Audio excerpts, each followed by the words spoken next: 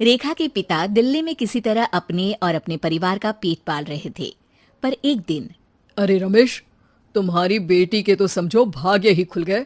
वकील लड़के का रिश्ता आया है। अरे वाह, कब करना चाहते हैं शादी? वो लोग तो जल्द से जल्द ही करेंगे। बाकी शाम को मैंने रेखा को देखने के लिए बुला लिया है। तेरा घर छोटा है तो तुम लोग मेरे घर ही आ जाना।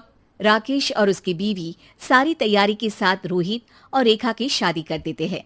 लेकिन अगले ही दिन देखो रेखा, शादी भले ही हो गई है, लेकिन तुम ये मत सोचना कि मैं किसी जोरू के गुलाम टाइप रहूंगा। रेखा को रोहित की बात अजीब लगती है।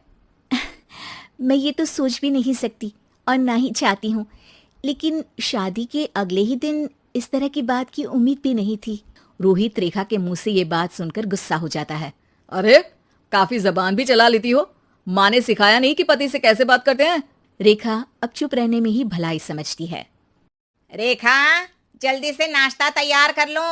आज पहला दिन है, सारे काम तुम्हें समझा दूंगी। ये नौकरानी है जो तुम्हें बता देगी कि कैसे कैसे क्या करना है।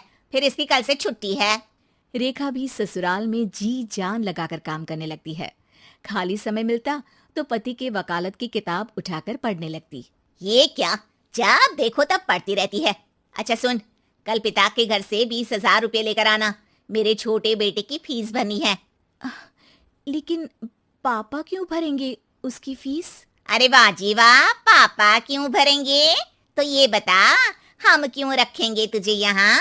क्यों खाना देंगे फ्री में? अरे, क्योंकि मैं बहू हूँ इस घर की। तभी वहाँ रोहित आ जाता है। अरे वाह, बड़ी जबान चला रही हो। चुपचाप माँ जो कह रही है वैसा कर, वरना सामान उठा और जा अपनी झोपड़ी में। बेचारी रेखा क्या करती, पिता के घर जाती है, उनको सारा हाल बताती है। पिता भी जैसे तैसे पैसों का इंतजाम कर बेटी को ससुराल के लिए विदा करते हैं। देखा, अब कहाँ से आए पैसे? अरे बहुत माल है तुम लोगों के पास, बस सीधी उंगली से निकालते नहीं। नहीं नहीं माँ, पापा ने अपनी मोटरसाइकिल बेचकर पैसों का इंतजाम किया है। पता नहीं अब वो ऑफिस कैसे जाएंगे। अरे वाह भाई, ये भी हम सोचे। खैर, जैसे तैसे दिन बीतते हैं। रेखा जहाँ एक प्यारे से बेटे की माँ बनती है, तो वहीं उसका वकालत की किताब में ज्ञान और गहराता जाता है। हे भगवान, बुरे फंसे। ये केस तो लगता है कि मैं हार ही जाऊंगा।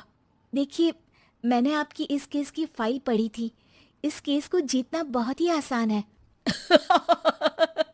वाह भाई वाह, यहाँ वकालत की डिग्री लेकर भी मैं समझ नहीं पा रहा हूँ, और तुमने रोटी बनाते बनाते ही केस समझ लिया। अरे जाओ जाओ, जाकर मुन्ने को संभालो। केस मैं संभालूंगा। ए लड़की सुन, जाकर अपने बाप के यहाँ से 3 लाख लेकर आ। पूरा घर फिर से बनाना है। छोटे की शादी करूंगी तो छोटी बहू को कहाँ रखूंगी? पूरा घर तो तूने घेर रखा है। ऐसा मत बोलिए माँ जी, पापा इतना पैसा कहाँ से लाएंगे?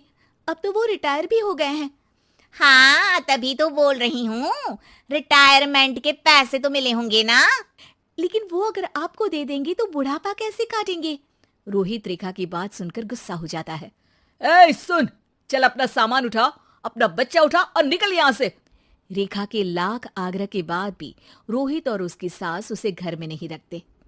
पापा, मैं तलाक चाहती हूँ। बेटा, मेरे पास वकील के पैसे नहीं है। पापा, आप मुझे वकालत करवा दीजिए, अपना केस मैं खुद लड़ूंगी। इस बार रेखा के पिता भी उसे ससुराल ना भेजकर रिटायरमेंट के पैसों से वकालत करवाते हैं।